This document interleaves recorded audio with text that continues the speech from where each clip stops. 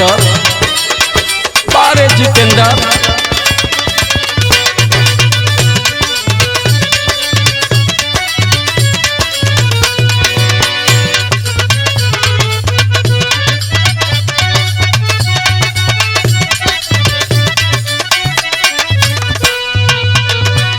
अरे मेरे बहुजन समाज के सम्मानित साथियों, एक गीत जा रही है उस बहादुर के सम्मान में।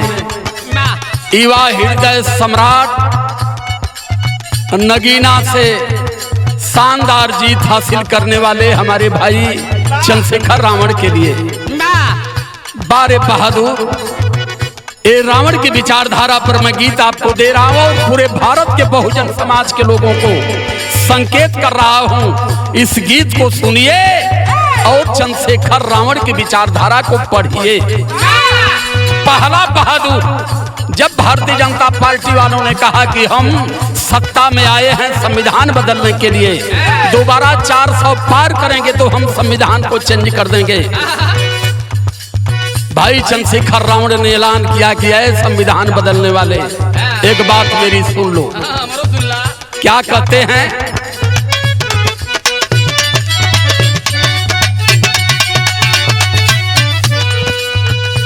चाहे हो ना पड़े कुर्बान हमें,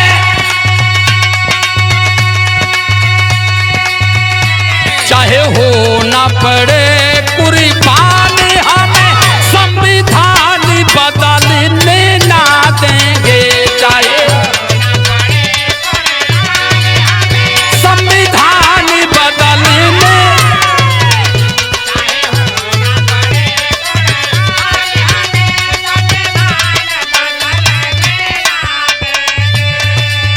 संविधान उस दिन चेंज होगा। भाई चंद्रशेखर रावण कहते हैं जिस दिन चंद्रशेखर रावण इस धरती को अलविदा करेगा, जीते जी संविधान नहीं बदलने दिया जाएगा। और संविधान बदल गया तो हम गुलाम भारत में जीने वाले लोग नहीं हैं। क्या कहते हैं? संविधान से हमें तहजीब मिली, संविधान से हमें सम्मान मिला और संविधान से हमें स्वाभिमान का जीवन मिला। वाह,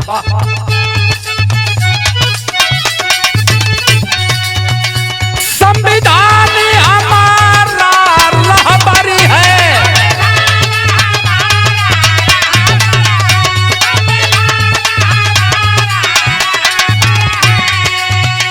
संविधान से सारा अवसरी है,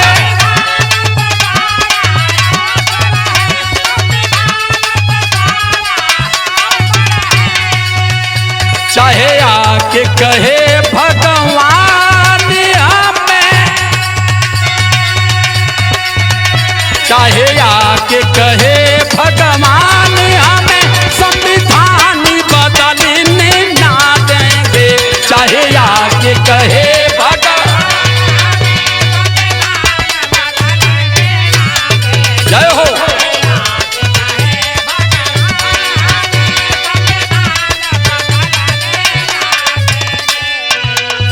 संविधान बदलने का सपना देखने वालों और भारत को हिंदू राष्ट्र कहने वाले, सुनो, ये भारत किसी के बाप की बपहंसी नहीं है। भारत में हर लोगों को रहने का अधिकार संविधान देता है और इस देश में 85% बहुजन समाज का शान है संविधान। इसलिए कह रहा हूं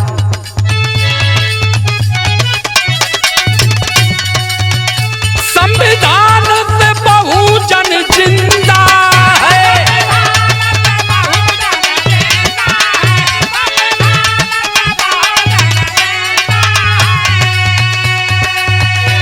आजाद गगन का परिंदा है,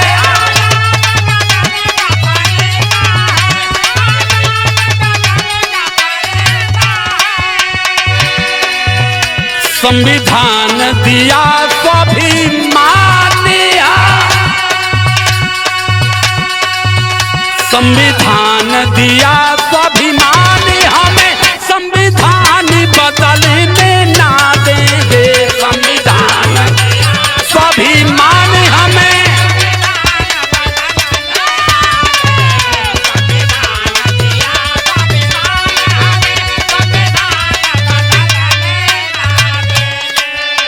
ये संविधान देश के 85 मूल निवासी समाज को क्या दिया है, और इसलिए मैं आप सभी लोगों से अपील कर रहा हूं कि ऐसे संविधान के रक्षक को पूरे भारत का एक बड़ा नेता बनाओ, क्योंकि अब बहुजन की हिफाजत अगर कोई कर सकता है तो हिफाजत करने वाला वो नौजवान युवा हृदय चंद्रशेखर रावण हैं। अब केवल नगीना के लोगों ने तो बता दिया कि हम सत्य के साथ खड़े हैं, लेकिन पूरे भारत के लोगों को साबित करना पड़ेगा। तो लाइन हमारी कह रही है,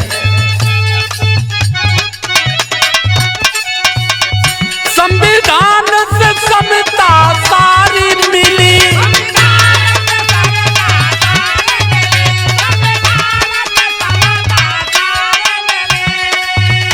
संविधान से खुशियां भारी मिली,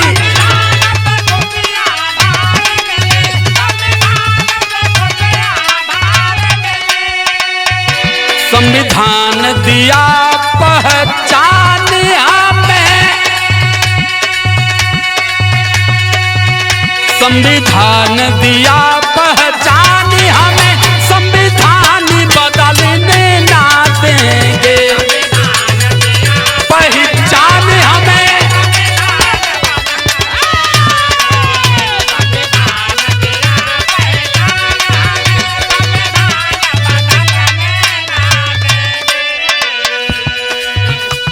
संविधान बदलने के सपना देखने वालों, तुम्हारे लिए तुम्हारा वेद ग्रंथ भागवत पुराण गीता होगा, लेकिन हमारे लिए सब कुछ हमारा संविधान है। संविधान ही हमारा धर्म कर्म और रहबर है, और संविधान की हिफाजत में हर हद को हम पार कर जाएंगे, लेकिन संविधान छूने का प्रयास मत करना। ये लाइन हमारी कह रही है,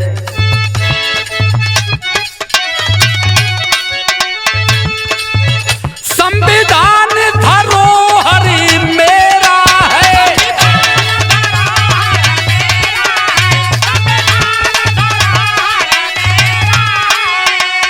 संविधान मोहर मेरा है,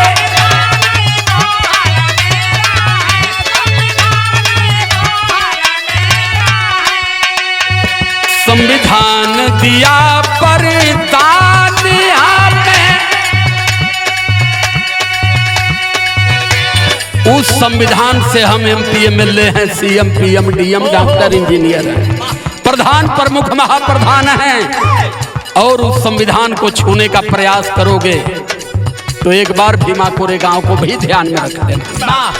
इसलिए लाइन कह रही है, संविधान दिया परिदान हमें, संविधान बदलने ना देंगे,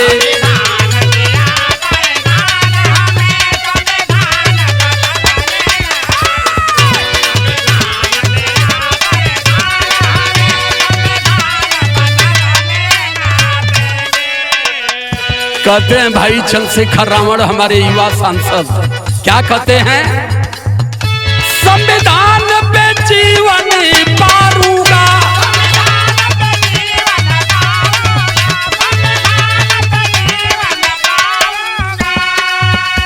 मरने से पहले मारूंगा,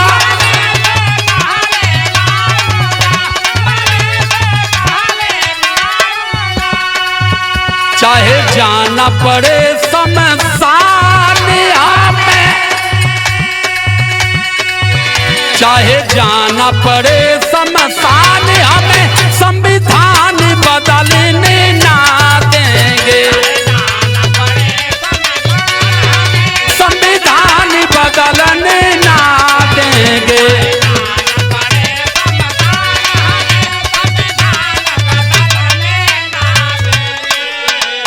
इस देश के 85 मूल निवासी बहुजन समाज का दायित्व है। क्या दायित्व है? और इसलिए दायित्व है कि आने वाले जनरेशन के भविष्य को सुरक्षित करने के लिए क्या है, संविधान सुरक्षित रखना है।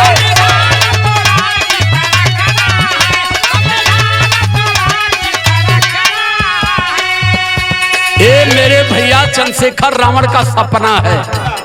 कि किसी भी हालत में हमें संविधान को, अगर देश को बचाना है तो सबसे पहले संविधान को बचाना पड़ेगा। संविधान सुरक्षित रखना है,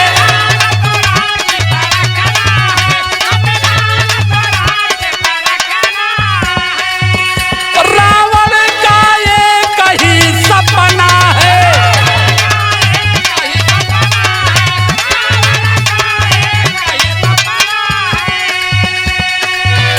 अब सीख दिए सूरी भानिया में,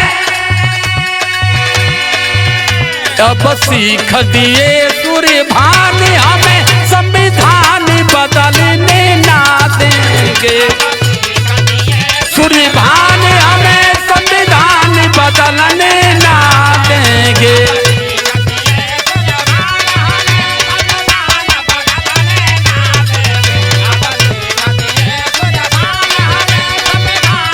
बदलने ना देंगे।